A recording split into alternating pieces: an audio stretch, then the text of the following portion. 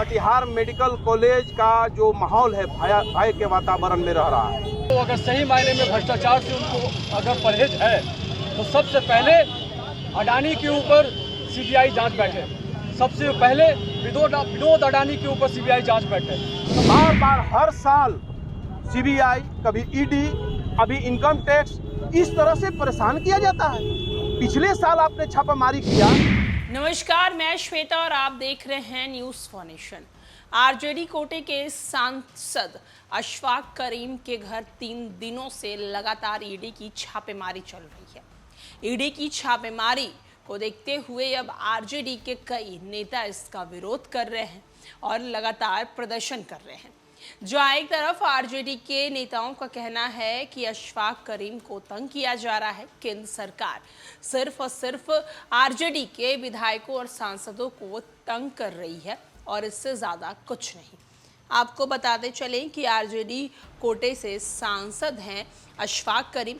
बिहार के कई शहरों के साथ साथ कटिहार में भी राज्यसभा सांसद अहमद अशफाक करीम अल करीम यूनिवर्सिटी और कटिहार मेडिकल कॉलेज में ईडी के द्वारा पिछले 48 घंटे से भी अधिक समय से ये छापेमारी की चल रही है और इसका विरोध आज राजद के शहीद चौक पर जोरदार प्रदर्शन किया जा रहा है। राजद नेता और कार्यकर्ताओं ने कहा है कि बार बार बेवजह अशफाक करीम को केंद्र सरकार टारगेट करती है और ईडी उनके इशारे पर ये काम करती है। इसी को लेकर आज शहीद चौक पर राजद कार्यकर्ताओं ने जोरदार प्रदर्शन कर इसका विरोध जताया है। क्या कुछ अंशु पांडे युवा प्रदेश सचिव राजद उनका कहना है, साथ ही साथ समरेंद्र कुणाल जो हैं वो प्रदेश महासचिव हैं राजद के, उनका क्या कुछ कहना है, हम आपको उन दोनों की बातों को सुनवाते हैं। देखिए किस तरीके से अशफाक करीम के घर ईडी की छापेमारी पर वो केंद्र सरकार पर बरसते हुए नजर आ रहे हैं। सुनिए आप उनकी पूरी बात। देखिए 72 घंटा हो गया कटिहार मेडिकल कॉलेज एवं अस्पताल अल करीम विश्वविद्यालय में लगातार 72 घंटा से केंद्रीय जांच एजेंसी पूरे 150 से ज़्यादा सीआरपीएफ जवान के साथ छावनी में बदल दिया है।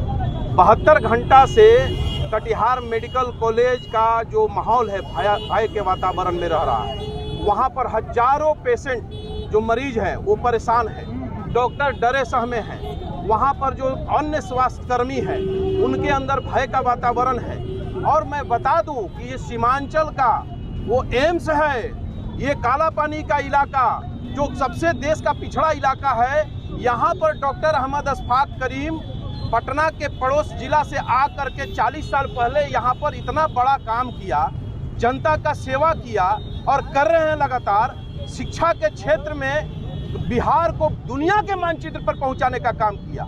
ये सभी बात जानती है केंद्र सरकार, बावजूद बार बार हर साल सीबीआई, कभी ईडी, अभी इनकम टैक्स, इस तरह से परेशान किया जाता है।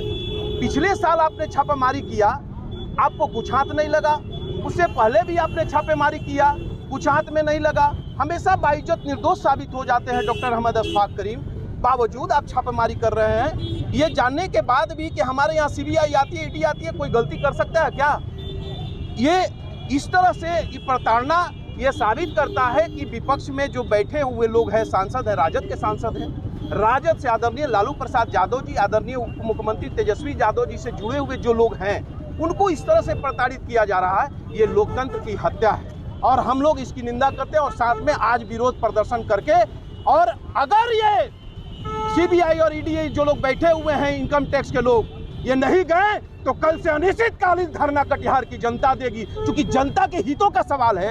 यहाँ जनता का इलाज होता है, गरीब, असहाय, कमजोर लोगों का इलाज होता है, और आप जुल्म करेंगे, ये बर्दाश्त कटिहार की जनता। अगर सही मायने में भ्रष्टाचार से उनको अगर परहेज है तो सबसे पहले अडानी के ऊपर सीबीआई जांच बैठे, सबसे पहले विनोद अडानी के ऊपर सीबीआई जांच बैठे, सबसे पहले अमित शाह के बेटे जय शाह की कंपनी पर एलएलपी पे जांच बैठे। वो कंपनी जिस कंपनी ने 70 लाख रुपए की कंपनी मात्र 2014 तक, 14 के बाद वो कंपनी 19 आते आते करीब 100-150 करोड़ रुपए की कंपनी हो जाती है, यानी 16 गुना ज़्यादा पैसा कमाती है। दुनिया के इतिहास में किसी कंपनी ने इतने पैसे नहीं कमाए। मेरा साफ कहना है, जिस तरह करीम साहब के ऊपर ईडी का, सीबीआई का जो जांच किया जा रहा है, दिन रात परेशान किया जा रहा है, कटिहार सीमांचल की आवाम देख रही है कंप्लीट रूप से। इसकी जवाब कोसी और सीमांचल की जनता 2024 में देगी।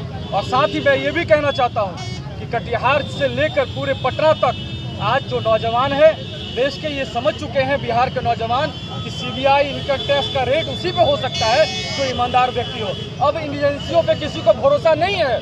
आने वाले 2024 के बाद भारतीय जनता पार्टी के जितने नेता हैं उनके ऊपर ईडीआई सीबीआई का जब जांच बैठेगा, कटिहार भी में जो भारतीय जनता पार्टी के नेता हैं उनके ऊपर भी 2024 के बाद जब सीबीआई इनकम टैक्स का रेट होगा, उस दिन पता चलेगा कि भ्रष्टाचारी कौन है।